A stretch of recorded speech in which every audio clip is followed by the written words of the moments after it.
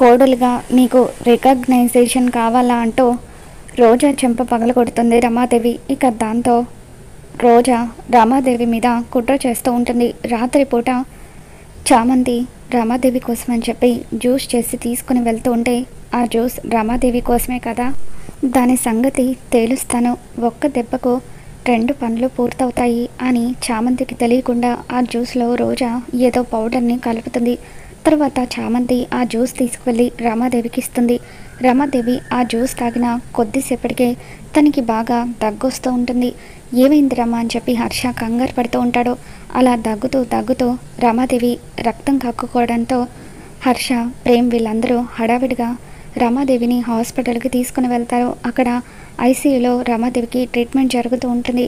Doctor బయటకు వచ్చాక ఆవిడ తీసుకున్న ఫుడ్లో పాయిజన్ కలిసింది అని చెప్పి డాక్టర్ చెప్పడంతో అప్పుడు రోజా నవ్వుకుంటూ ఉంటే చామంతి, ప్రేమ్, హర్ష వీళ్ళందరూ కూడా కంగారు పడిపోతూ ఉంటారు.